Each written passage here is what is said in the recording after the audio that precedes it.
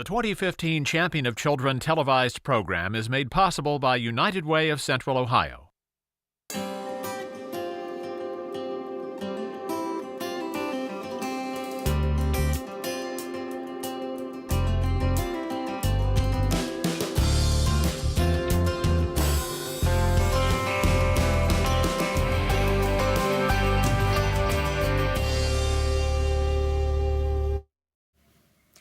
Hello and welcome. I'm Ann Fisher, moderator of All Sides with Ann Fisher on WOSU, and your host for this 2015 Champion of Children program. We have an interesting and thought-provoking hour in store for you. Our topic, boys of color, boys at risk. We'll begin with a video that describes a few of the challenges confronting African American and Latino boys and young men today. Then I'll be joined by our featured guest, Dr. Pedro Noguera, who will help me explore our topic in depth. And to close the program, United Way President and CEO Janet Jackson will present this year's Champion of Children honorees. So let's get started. In our community and throughout our nation, boys of color are clearly in crisis. The reasons are many. And while some of those reasons may be obvious, others are more subtle. But put them together and you begin to understand why so many boys of color are boys at risk.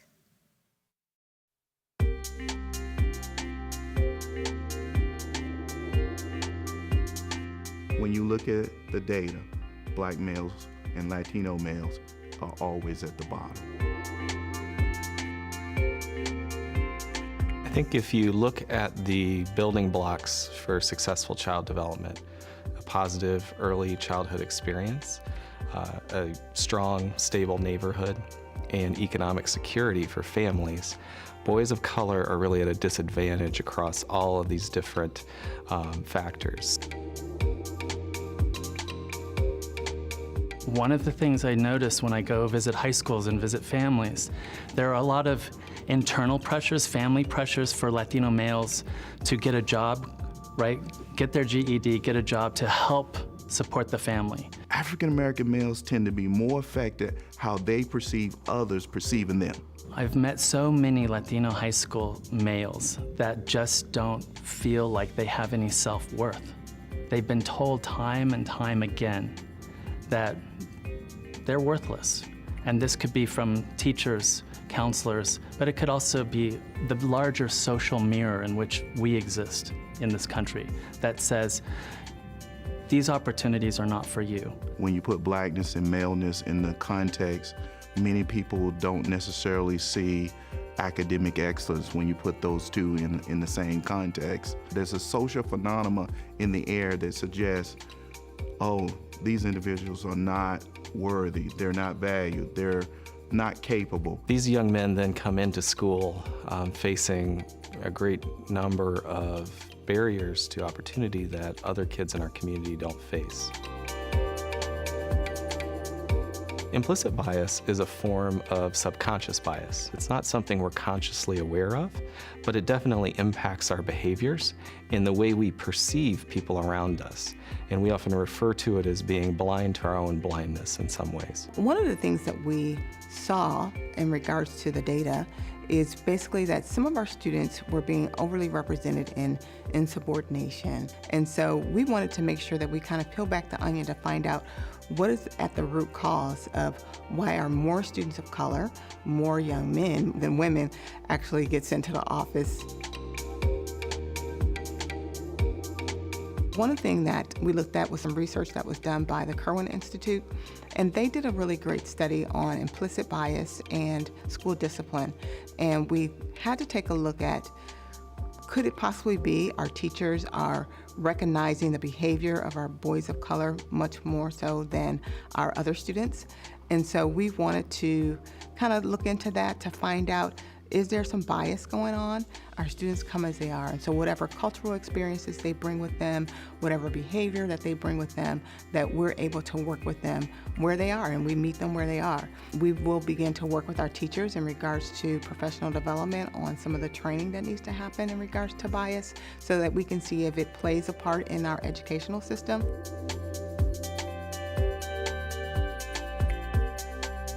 what is so sad in America, we have this narrative that everyone can rise from poverty. But unfortunately, unless someone bridged the gap for you, a coach, a teacher, a counselor, a clergyman, whoever, that person stays in poverty. So it's very important that the school ensure that the child has at least one positive adult in the school. What we're doing is making sure that some of our community members are participating in a mentoring program. And so we're working with our churches, we're working with some of our professional organizations to have them volunteer to become mentors so that they can model and be examples for some of our young African American boys, our Latino boys, so they'll know what it is that is important and valued for their life, and they can set goals and they can have high expectations about what they want to do in their future. The numbers of Latino males that are not getting through even high school are staggering in this country. And if you consider that by 2025, 1 in 4 children playing in playgrounds across the country will be Latino, we have to consider how tragic this actually is. The vision of the LASER program was to basically create at once an outreach component that would move into high schools in a systematic way and start to work with those high school students, bringing them, to college, OSU and other colleges, getting them ready for that experience. Mostly what we do is we shine a light on them and we tell them that they matter and that this is a possibility and that LASER offers an infrastructure of academic support that will get them ready for college at whatever level they will be entering into the system. Particularly when we start talking about in some of our most vulnerable schools. Sometimes people run into vulnerable school systems in urban America and they just want to sympathize. I don't think the young men, all the young men that I've worked with over the years, they don't really want your sympathy.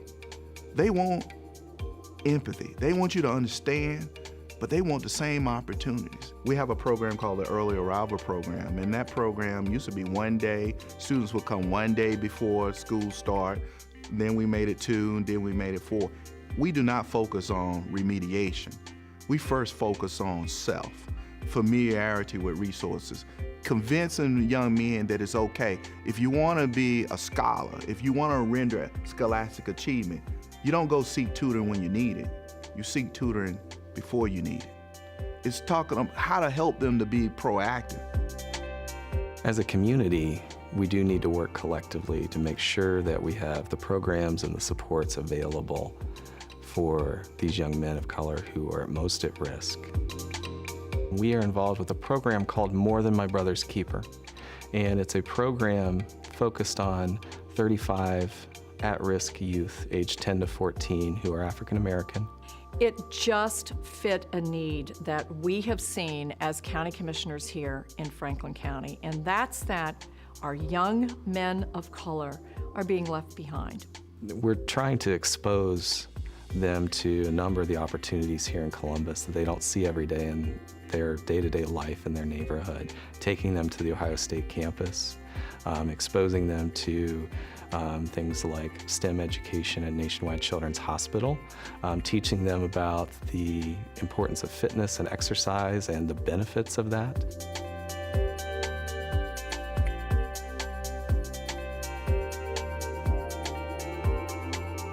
We need to make sure that our systems and our institutions and our different agencies are free from bias, or at least working to address bias and aware of the impact of that on their actions and their outcomes. There's many different activities that we need to undertake as a community, and they operate at different scales, but now's the time to act.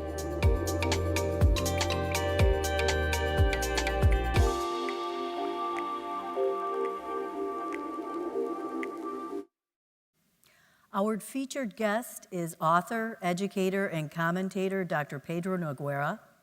He is one of America's most authoritative voices on the issues of school reform, diversity, the achievement gap, and the issues facing African American and Latino boys.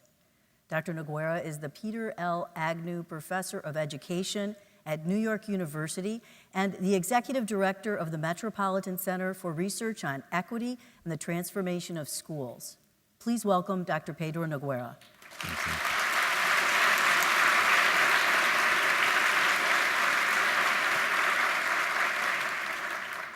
Our theme is Boys of Color, Boys at Risk. The underlying facts are that African American and Latino young men are overrepresented in every area we associate with failure and underrepresented in every area we associate with success. So are there more important areas than others? Are there things that you think tell the story more clearly than others? Well, thanks, Ann, for the question, and thank you all for inviting me. I think we have to flesh out the picture more because not all males of color are failing. Some are doing quite well, and particularly this being a big football town, I would say a lot of them are excelling in sports. And we celebrate the achievements of our football and basketball stars. And I think we have to put that in the picture as well because Black and Latino males, but particularly Black males, occupy a place of hyper visibility in our society. And that visibility is in entertainment, it's in sports, but it's also in our prison system. It's in high association with crime. And so that's the more complete picture that we have. Right now, we have to keep in mind the President of the United States is an African-American male. So good or bad, up or down, it's always a hyper place Hyper visibility. And what comes with that is a considerable scrutiny, a lot of attention, not always in the positive ways. And I think that part of what we have to think about, and it came through in the film, is the stereotypes and the larger narrative that is present in our society that results in placing so many boys of color at risk at very early ages.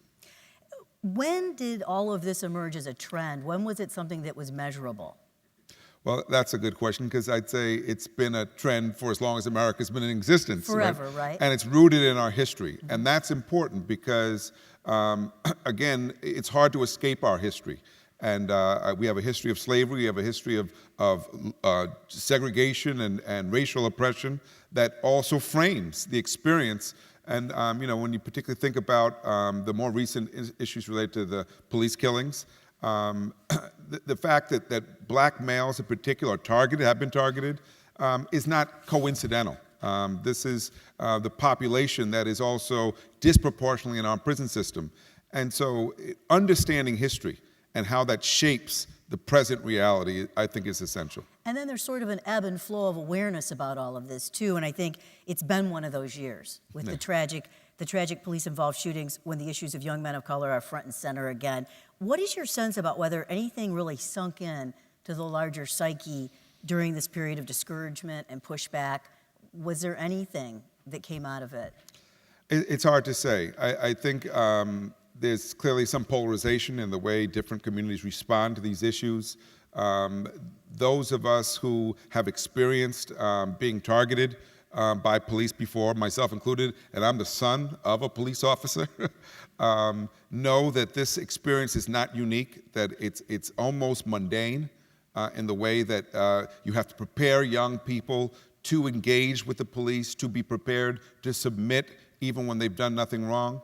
But I would say that that's an experience that outside of communities of color is not known. And so therefore, an awareness about what's happening to these young people often is just not there. You've made the point before that no one is really surprised when they hear about the overrepresentation of African American Latino males and the areas we associate with success or failure and underrepresented in the areas we associate with success, and that is that the idea has been normalized.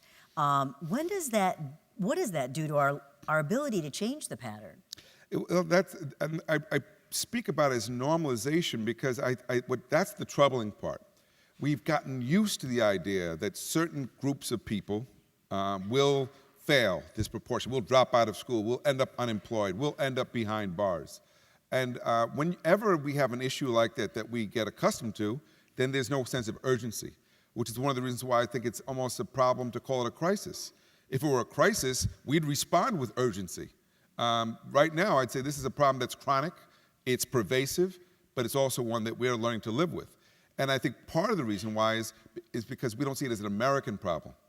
We see it as a black problem or a Latino problem, not an American problem. And that's, I think, our Achilles heel.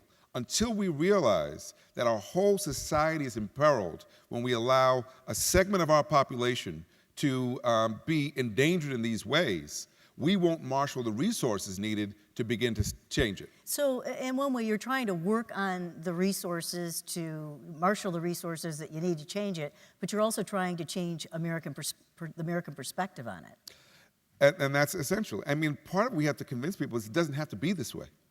Right? I often point to people, just look at Canada. You know, Canada, it may not have the same diversity we have, but Canada has a black population, and Canada has no ghettos. Okay? Windsor, Ontario is right across the river from Detroit. It's night and day. It has a stable black community with a working population, good schools. Why can't we be as good as Canada? Do you think the history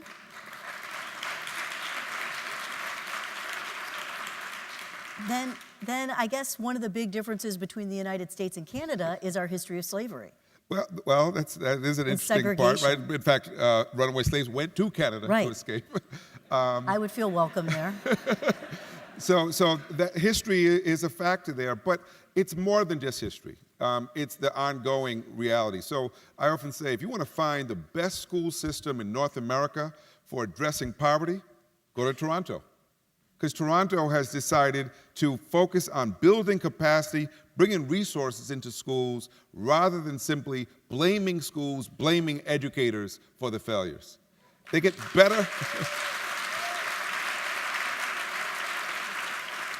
And, you know, I often point out, because they also had a crack-smoking mayor while they did this, right?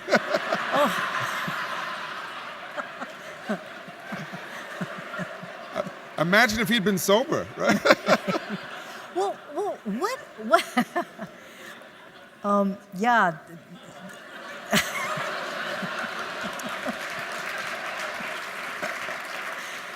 Right. So if they can do it there, they can do it anywhere. We should be able to do it. Right.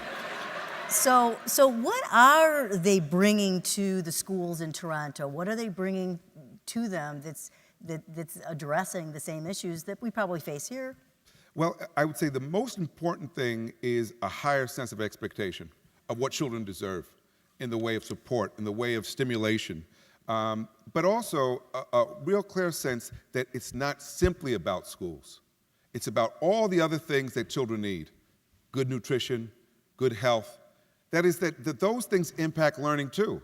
And what we know over and over again is the kids with the greatest needs are the kids who are doing least well academically, and they're also the kids who are most likely to get punished and drop out. So it's ignoring the needs of our children that really results in this pervasive sense of failure. Yeah, I wanted to ask you sort of along those lines. Communities often see themselves in a fix-it mode. So one in which the community has to fix the kids who don't fit in, kick them out or make them pay for disrupting the group or sending them to another room or something like that, for example. So how's that working for us? Not very well, unfortunately. We end up with schools, you know, the sad thing, I go to so many schools now across the country that look more and more like prisons, where we have so much focus on security, on regimentation, on control, so little focus on providing kids with an enriched education, where kids are stimulated, encouraged to read, encouraged to understand the magic and power of science and knowledge. That's what we should be doing. When you go to schools where that's happening, including, and I could name some schools in urban America today where that's happening for Black and Latino boys, and you know what we see? Success. And that lets us know the problem is not the children. The problem is where we treat the children.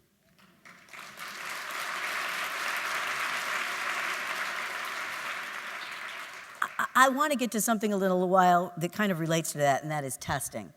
Because a lot of people think that the reason why it's become so machinated in our schools is because, or mechanized, is because there's an end product that has to be realized, something very measurable. But first, at last year's signature event, author Paul Tough talked about character qualities such as grit, persistence, and resilience. And you sort of take it a step further and talk about agency. And I wanted you to talk about what you mean by that. Yeah. You know, Paul's a friend, and I really think his work is important because it's drawn attention to the fact that it's more than just test scores and grades. But I'm a little concerned about this emphasis on grit, because grit focuses simply on effort. I often point out to people, some of the people with the most grit in New York City are the guys who deliver people's food on their bikes. And they're out there in the snow, and they work harder than anybody I know, and they're still poor. All the grit in the world without opportunity leaves you stuck. You need to think not just about effort, but how are we expanding opportunities, building connections. We heard them talk about mentorship, access to jobs, access to college. These are the opportunities that change lives. And so those attributes, those social and emotional skills, I think are essential, but so is access to real opportunity. And there's a gap. The huge gap. Huge gap. And the gap starts very early, from access to good prenatal care, to access to good preschool, to whether or not kids, so what are they doing in the summer? We have a huge gap between middle class and poor kids simply in the summer alone. So many poor kids are not doing anything productive. And that loss in learning time gets compounded over time. So kids just fall further and further behind. Summer work programs are often considered sort of a luxury, one of the first things to go. One of the first things. Right. Tell me more about the opportunity gap. I mean, is that something that's measurable? It is. You can measure it in hours. There's a 6,000-hour gap between middle class and poor kids in learning time, based on after school and summer programs. If we close that gap, it would significantly reduce some of the disparities we talk about. Think about homework. Homework is an equity issue. If you don't have access to a parent or a tutor or someone who can help you, you're always at a disadvantage. Do you ever see some of those kids, and you might know some, who bring that diorama in and it looks like an architect did it? Right? And you know very well Dad is an architect, right? Well, you know, it really helps to have well-educated parents who have time on their hands. Not all kids have that. And so there are lots of ways in which the playing field is uneven. We can't ever completely level it, but we can at least be conscious of the fact that some kids are at a great disadvantage because they were born into poverty and they simply don't have the same kind of resources. On a day-to-day basis, a typical teacher in a classroom that's probably overpopulated with a lot of kids who are struggling in a lot of different areas, they're going to try to mow through, and often they're thinking about, who can I get out of here so I can focus on the kids who are trying? Yeah.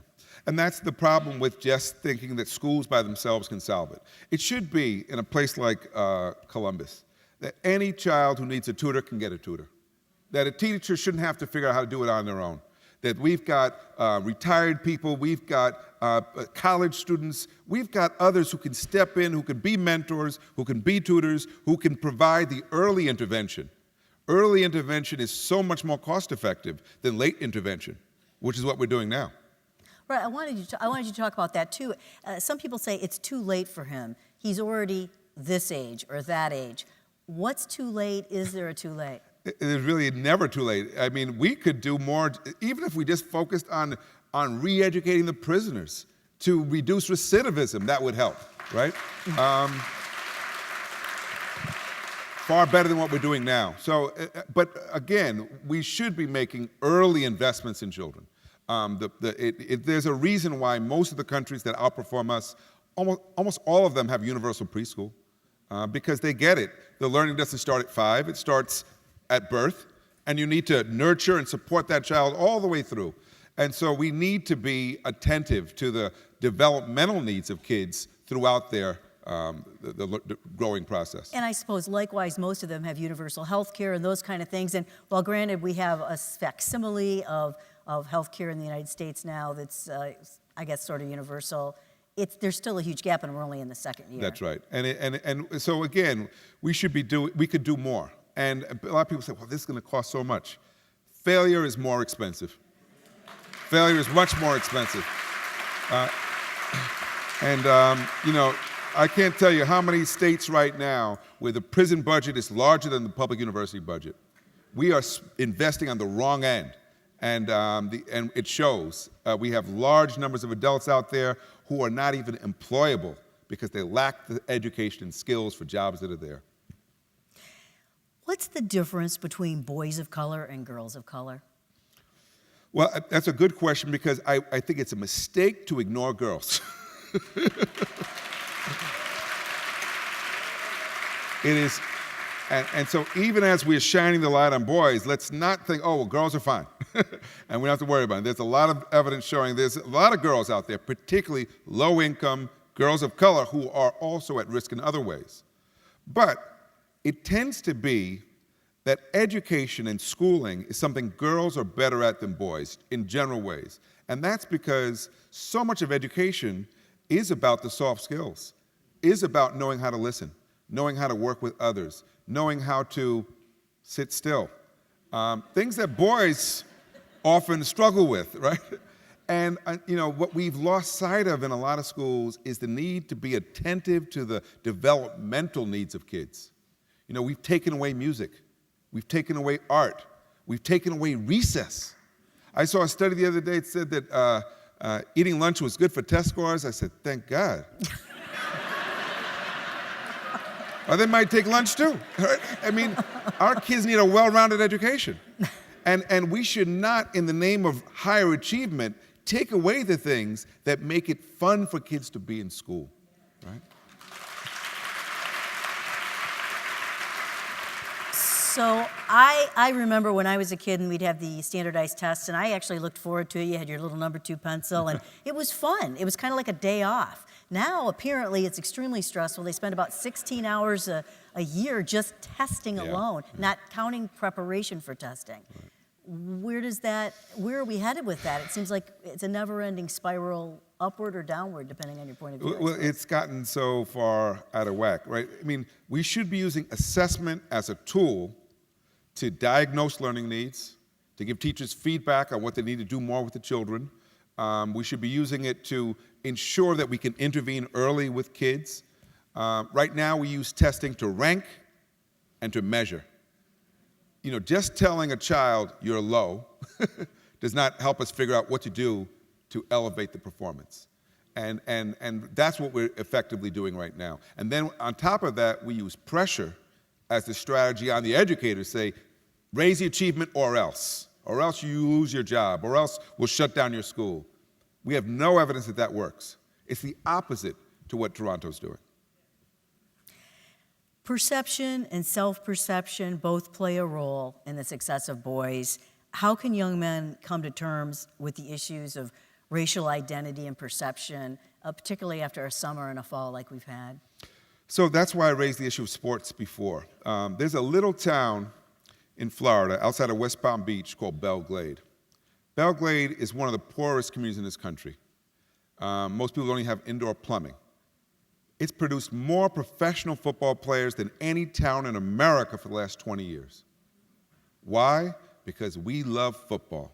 That's why. And we will go and find running backs and defensive ends in Belle Glade. But I would say this, if we cared as much, we could get pharmacists and lawyers and writers out of that same community. It's a reflection of our priorities. Our kids are aware of the stereotypes.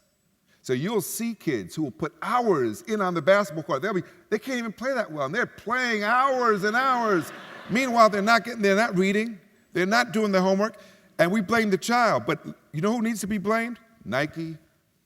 All the other major players that are reinforcing the message that sports is your ticket, not learning. Everyone knows or has heard of someone who's overcome the odds, and I'm not talking about athletes now, but just sometimes extreme odds to become a success, not just in terms of financial success, but someone who's become a truly productive, giving back member of society. What do we know about why some succeed? Because as soon as you start talking about where people are failing and what's going wrong, someone will say, well, I don't buy that because I know somebody that. So what do we know? What have we learned? Is there anything we can glean from those experiences, or are they simply aberrations? Well, I would say that with the aberrations, and I would put myself in that category, my family, neither of my parents graduated from high school. We grew up in the housing products in Brooklyn, Brownsville, neighborhood better known for producing boxers like Mike Tyson and rappers like Biggie Small, not professors. So there are always exceptions.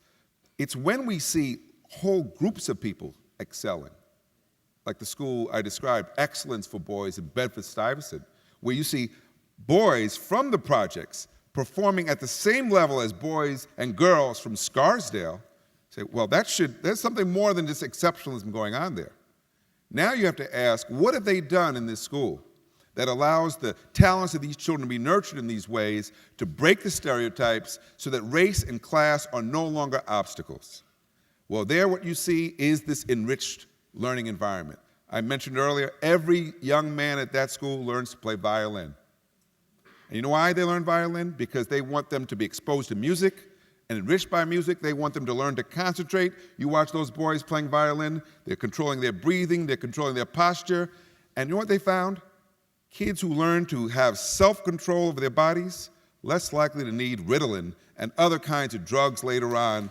So how about more music, more chess, less drugs? They give them a chance to learn that. That's you right. don't have to automatically have it nailed by the time you're in the 5th grade. Well, they don't even give them a chance. They actually make it required. Everybody's going to do it. But you know what I mean. That's Kids are right. getting niched out of things so early Exactly. nowadays anyways. That's right.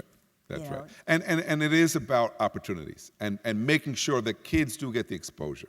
You know, in your books, you often refer to personal experiences you've had in the course of your work in schools and in studying school systems.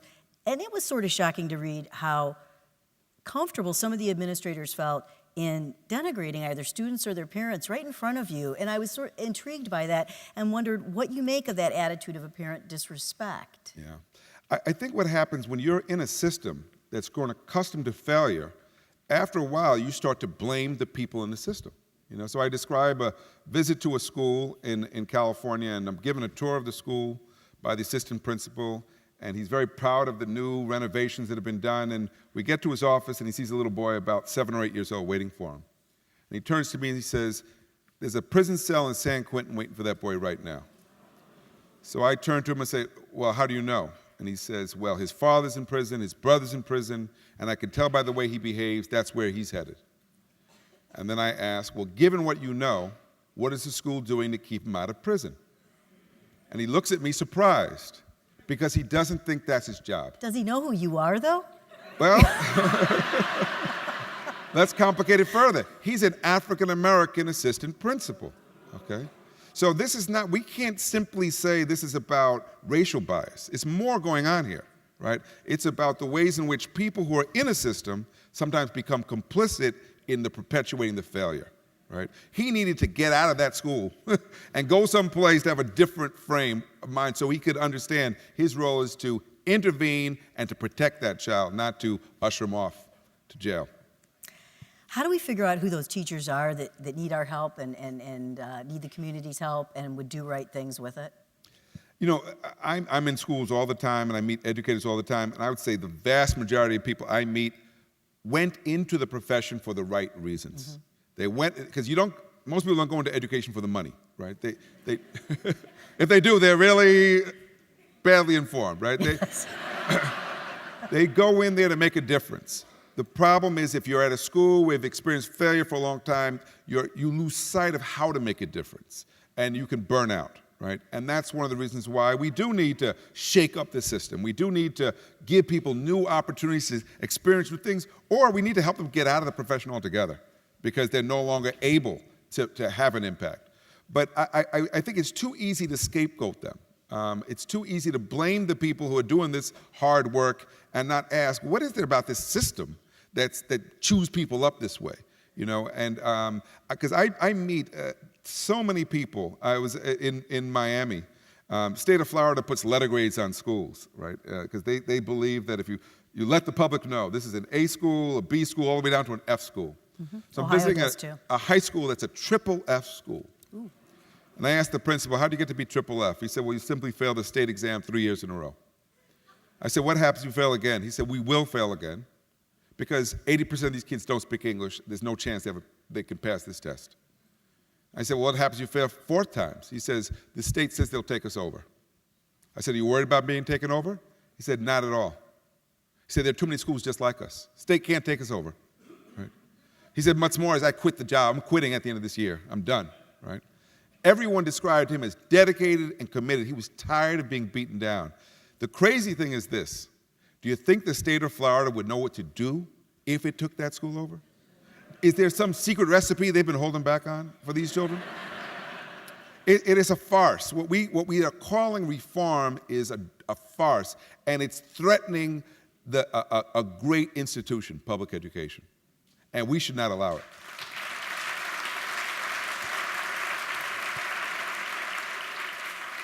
I was interested in the idea of teaching the kids to play violin. It's required. It's very interesting because I also think music is very important in fundamentally helping kids understand math and all kinds of things. What else do they do at Bedford-Stuyvesant that gets the kids where they need to go? They expose kids to great books. Wow, isn't that important? If you want kids to be avid readers, kids who will read on their own time, you got to get them exposed to great literature. You know, I was describing earlier today, I'm talking to a group of boys and they're working up, doing test preparation, and they're reading a passage from Call of the Wild by Jack London, a book I loved as a kid. And I asked them, how do you like the story? One of them says, I like the story, I want to know what's going to happen. And I looked, they only got a page and a half from the book. So I asked the teacher, where's the rest of the book? She said, the book doesn't appear on the test, only the passage. Right? Well, no one takes a passage of a book to the beach in the summer to read, right? You want the whole book. I'm right? in a state of shock right now. Well, this is what's passing for test preparation now across America. When instead of giving our kids the book, we give them the passage. Instead of giving our kids meaningful learning, we use threats, right? And what we don't realize is there are a lot of kids, they're not even worried about the threats. I was talking to a principal in Los Angeles. He said he's seeing kids get through the test in 15 minutes, a test that should take over an hour. And he's like pleading with them, please take it seriously. They say, it's sunny outside, I'm ready for recess. Just because it's meaningful to the policymakers doesn't mean it's meaningful to the children.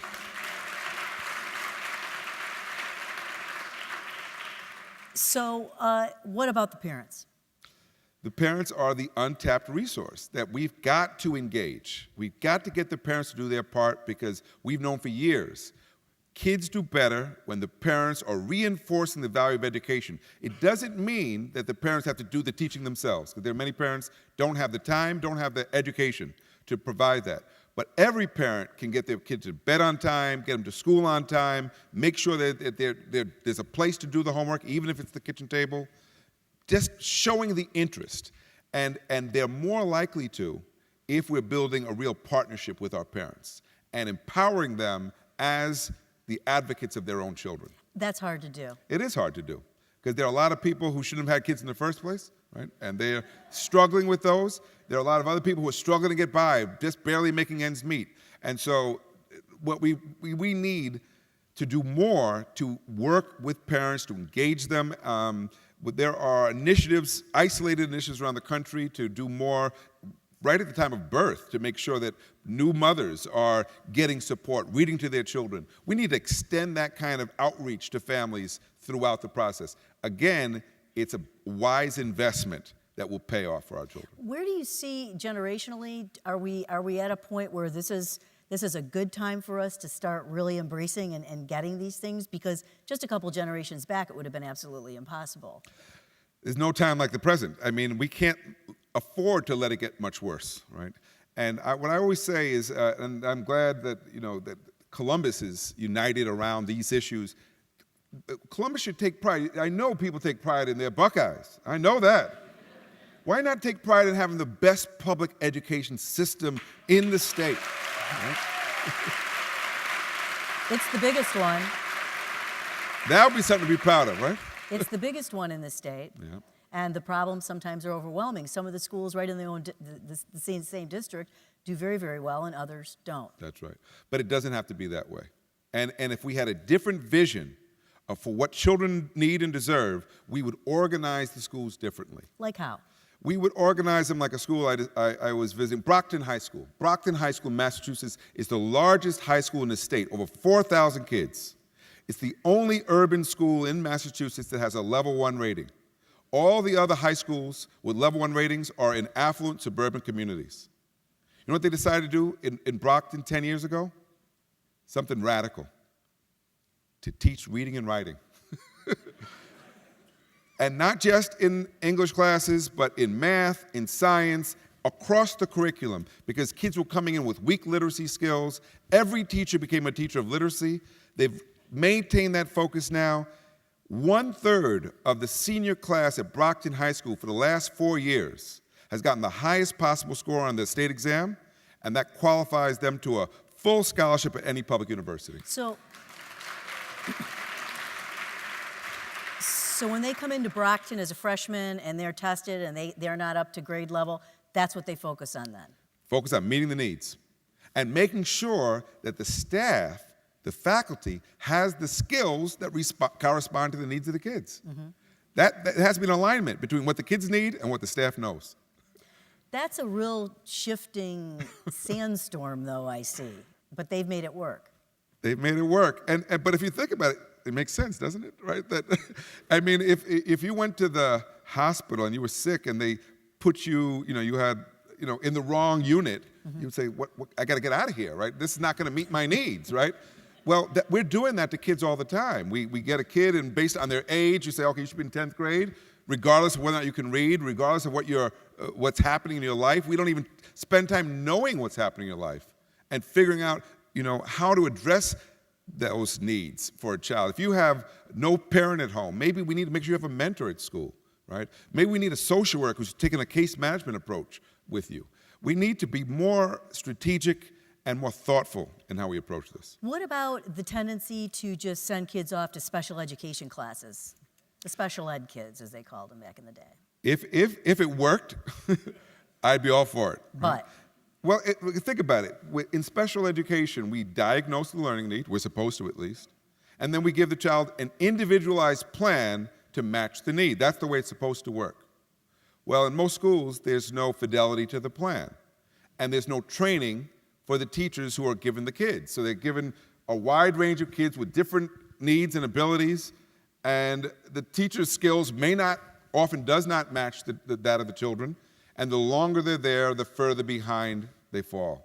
And that's because we think of special education as a place to put kids, not as a way to serve kids. What's your message to parents? I mean, given what's happened over the past 6 months, the violence, the police-involved shootings, the talk that parents have, how would you embellish that talk to get across the points you're making tonight? My basic message is we can do better. We must insist that we do better. We must have a much higher degree of public accountability on all of our public institutions. That includes the police departments, it includes our public schools. We need to demand much, much more than we're getting right now. But that requires an engaged citizenry, right? The big problem in America is those with the resources are pretty content, right? And as long as they're content, their kids are okay, we don't sufficiently see it as a problem for us. What we need to realize is that our fates are intertwined, right? Anybody approaching retirement who's thinking about Social Security should be an advocate for the education of children right now, because those kids have to be gainfully employed to support that retirement system. So we're all connected, and I'll say it, Columbus will never be a great city without great public schools.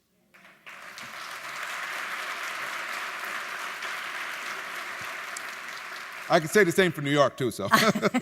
Well, I'm very, very sorry, but our time is up. Thank you, Dr. Noguera, for being with us today and sharing your time and insights. Appreciate it so much. Coming up next, you will meet the 2015 Champions of Children.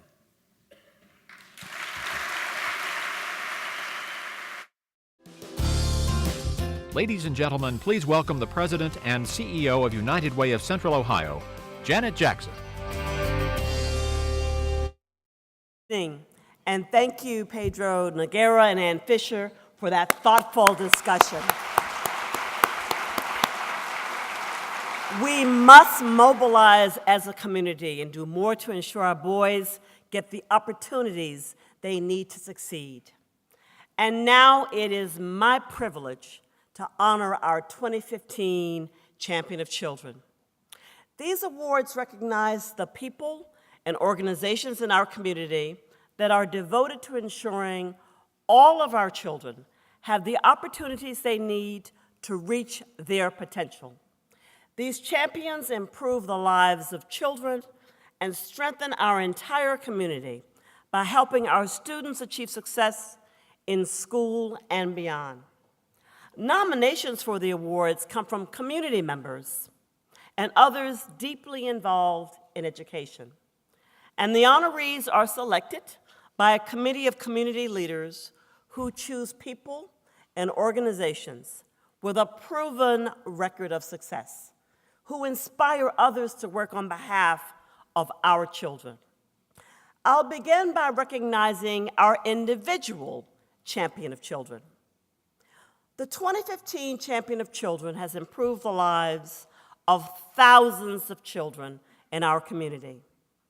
Anthony Trotman, Director of the Franklin County Department of Job and Family Services, leads the largest agency in the county under the Franklin County Board of Commissioners, with a budget of more than $72 million and approximately 630 employees. His department serves approximately 35,000 low-income individuals receiving cash assistance, 285,000 individuals receiving food assistance, and 312,000 enrolled in Medicaid. Importantly, it is the region's largest facilitator of high-quality child care, serving over 32,000 children with more than $114 million in state funding. In his time as director, Anthony has led the agency in many efforts to better the lives of children in our community, such as expanding investments in early childhood education, summer youth employment, and after-school programming to support more than 6,000 children and youth. He has also directed local efforts to help align government early childhood programs and ensure that providers meet high quality standards. Anthony is an accomplished leader who serves on boards and committees dedicated to helping children, including Learn for Life, Family and Children First Council, Columbus Kids Advisory Council, and the Greater Columbus Infant Mortality Task Force. He is also a mentor with Big Brothers Big Sisters of Central Ohio. And given our focus on boys of color, I must mention that this is the first time an African-American male has received this honor.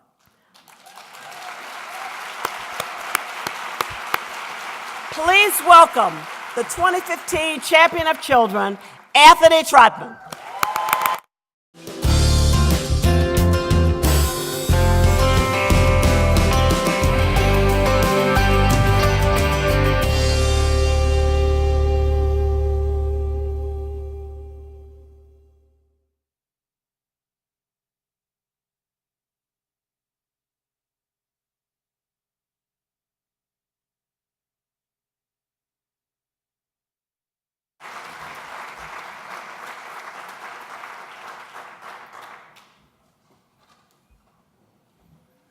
All right, thank you, Janet. I appreciate you and all that you do for our community. To say that this award humbles me is an understatement. And to be the first African-American male to join this group of local leaders only reinforces my gratitude for this tremendous honor. I want to acknowledge that I have been truly blessed, and by the grace of God, I stand before you today. As we all know, working on behalf of children in this community is not something that is done alone, and such recognition for this work must be shared with those who are by my side each day. I want to thank my staff at Franklin County Department of Job and Family Services, my bosses, the Franklin County Board of Commissioners, and Ken Wilson, the Franklin County Administrator, for nominating me. I also want to thank Linda Cass, Lisa Cordes, and the Champion of Children Selection Committee, and those who generously provided letters of support for my nomination. I would like to thank and recognize my wonderful wife, Elizabeth. Without her love,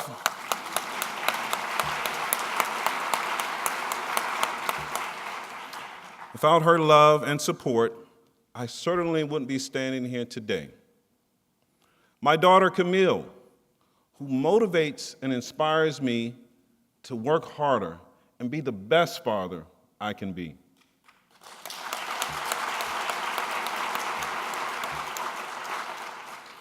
And my little brother, Isaiah, from Big Brothers Big Sisters, who keeps me grounded and is a reminder of why the work we do for kids is so critical. As many of you know, sometimes working to improve the lives of children is tough, and it requires quite a bit of effort behind the scenes, like developing strategies to address multi-generational poverty and engaging families to understand how we can align funding and target our efforts to meet their needs. Like many of the children we work with every day, I grew up in a low-income environment without much advantage or opportunity. More than ever, now I understand the impact of having strong role models and a parent who held me accountable, as that's what helped me and inspires me to provide that for others. I also came from a community where everyone looked out for one another and was invested in helping each other succeed. And that's what we need in our communities today. It is clear that Franklin County is a community committed to improving the lives of children, as evidenced by your attendance here today.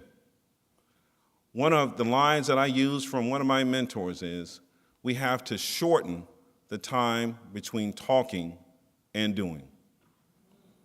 So I issued that as a challenge.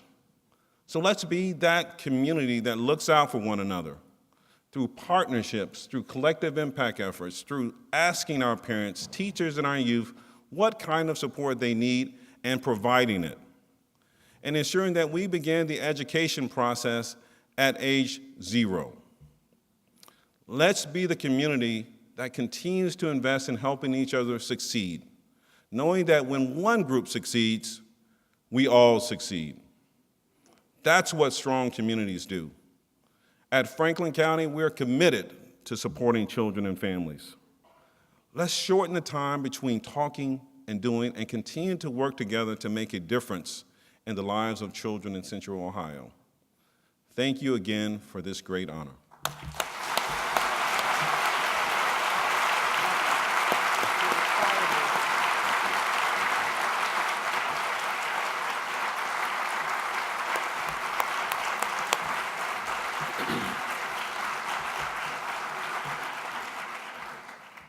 Now, I'm excited to present the Champion of Children nonprofit organization. This year's winner is Boys and Girls Clubs of Columbus. The judges selected this great organization for the important work it does, providing children with a safe, fun environment where they can grow and thrive and become productive, responsible, and caring adults. As a part of its programming, club members receive a hot, nutritious meal, homework help, educational programming, and structured physical activity, all within a safe environment. The club works to provide comprehensive support to over 3,500 youth annually, and its programs are very effective. A recent survey found that kids attending programming were more likely to plan on attending college, receive mostly A's on their report cards, obtain summer employment, and be in an age-appropriate grade. Additionally, more than 90% of surveyed club members reported getting the recommended 60 minutes of vigorous physical activity each day to help them stay healthy. Under the leadership of Executive Director Rebecca Asmo, the organization has gone through an unprecedented expansion, growing from 3 clubs in 2013 to 6, including a new site in Wineland Park and a temporary Southside site. The club is currently preparing for a future permanent home at the Reeb Community Center on the South Side when the renovation of that building is complete. Please welcome Rebecca Asmo to accept the 2015 Champion of Children Nonprofit Organization Award.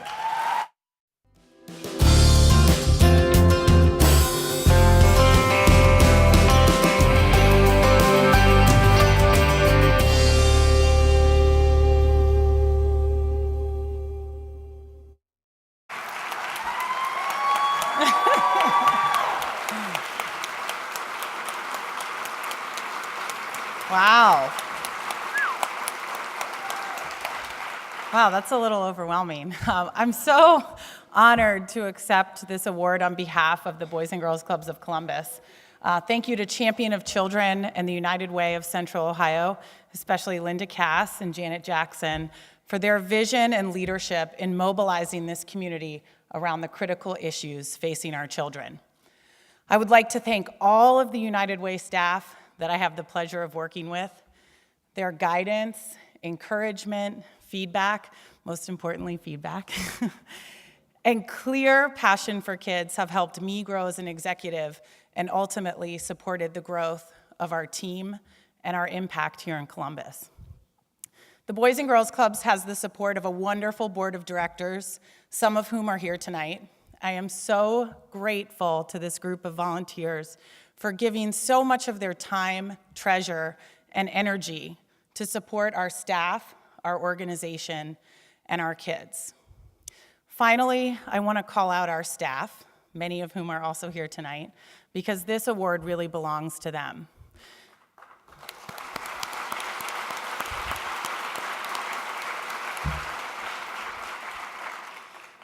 They are the Navy SEALs of this community.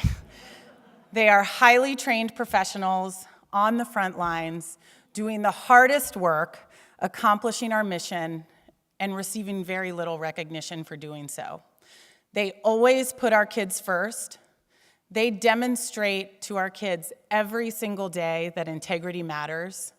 They approach each challenge with a can-do attitude, and they make this work fun, not just for our kids, but for the entire team.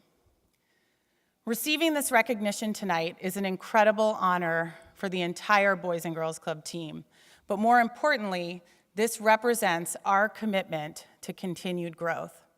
In October, we announced a goal of serving 10,000 kids a year by 2020.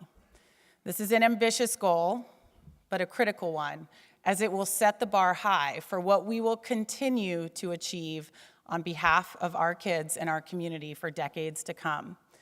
Because if even one child in this community goes without opportunity, we must do better, and we will.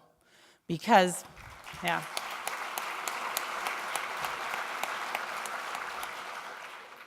every child deserves a great future. Thank you.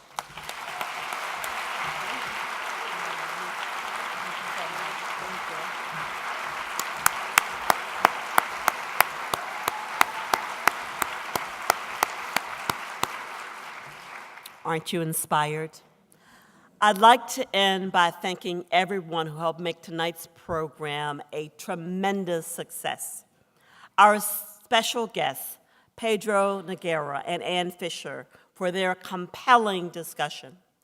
Tonight's learning opportunity is only possible because of the work and generosity of so many dedicated people.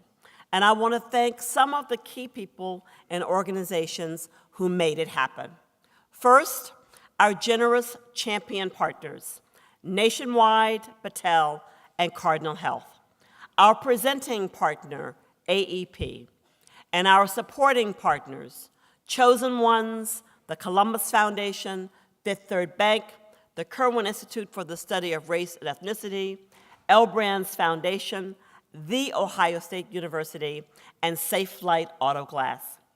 I want to thank our media partners for the event, Columbus Business First, Mills James Productions, and of course, WOSU Public Media. I also want to thank the selection committee, chaired by Dr. Lisa Cordes, and the Champion of Children Patron Committee, chaired by Linda Cass, founder and chair of the Champion of Children special event. Linda, we thank you.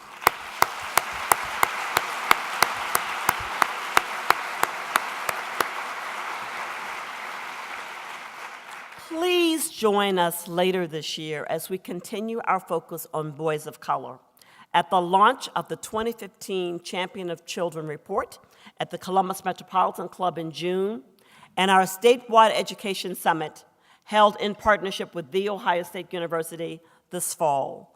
Thank you all for coming this evening.